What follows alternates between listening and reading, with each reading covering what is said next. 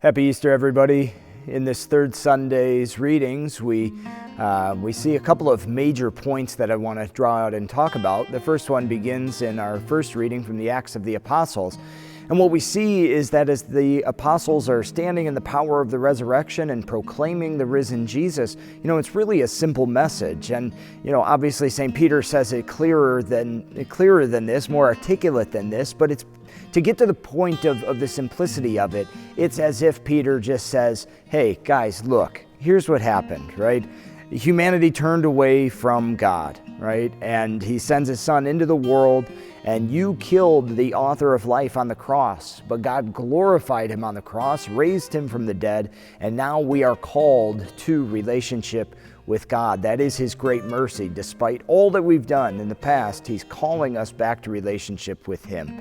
Right? And that's the simplicity of the message. And as we go forward, those who are open to the grace of God, they're converted, right? And they turn back to the Lord. And those who are dead set on their ways, they remain hard-hearted and go about their business, even trying to persecute the apostles as they proclaim the risen Jesus. So, we learn that the message of the gospel just works in the hearts of people who are open to the truth and the grace of God.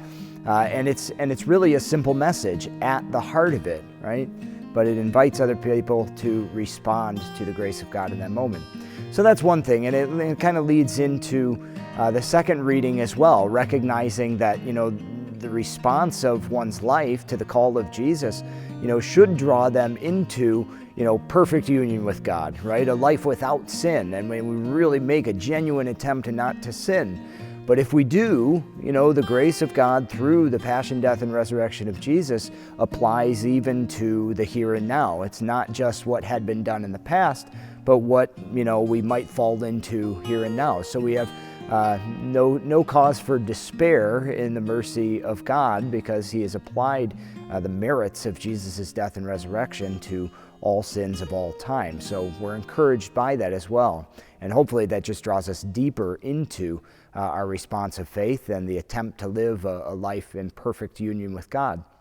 But as well, the gospel readings are particularly interesting during this season. And today, the point surrounding the gospel, I think, really comes down to the resurrected body of Jesus. And it's really an important point. And even just that to start, a reminder that what is raised up in the resurrection, it's the body, right? It's the body that goes into the tomb, right?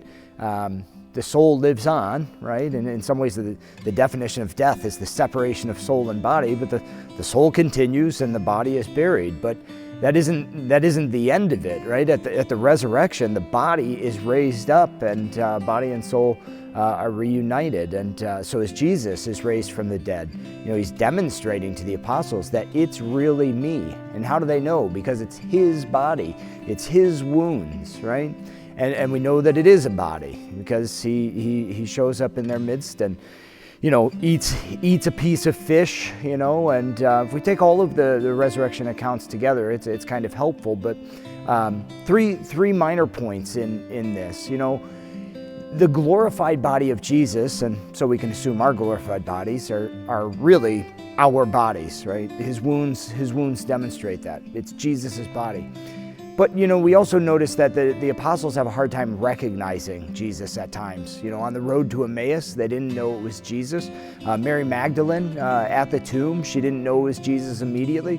But if you pay attention to what really draws, their awareness to who Jesus is in his risen body, there's three things that really come to light in this passage and just one other. So, think about this, right? Mary Magdalene didn't recognize it was Jesus until what? He called her by name, right? She recognizes the risen Jesus in her relationship with him. I think that's an important thing to understand, right? We see Jesus risen in relationship. And sometimes that's our earthly relationships, but most definitely it's on our relationship with him. We see the power of the resurrection in our relationship with Jesus. In this gospel in particular, this Sunday, the disciples recognize Jesus in his glorified wounds, right? The transformation of the pain and the ache and the suffering that he underwent as he is glorified after death, after the resurrection. You know, they are able to recognize who he is and the transformation that he undergoes, right? So in the transformation of those past wounds and struggles, right, we recognize the risen Jesus. But as well, what does Jesus do as this encounter continues? Right, he demonstrates for them, explains to them whatever is in the Scripture that applies to him. So they're able to see him more clearly in the resurrection by going back through the law and the prophets and seeing where God had already spoken of what was to happen to his Son. And as they understand the Scriptures in a deeper way and recognize that God has been at work throughout the lives of the people, they're able to better see where Jesus is here and now in the resurrection. So, you know, three ways that we too can better recognize the risen Jesus in our lives as well, right? In our relationship with him, in his transformation of the wounds and sufferings of the past, and as well as we better understand the Scriptures, we're better able to see where he is here and now.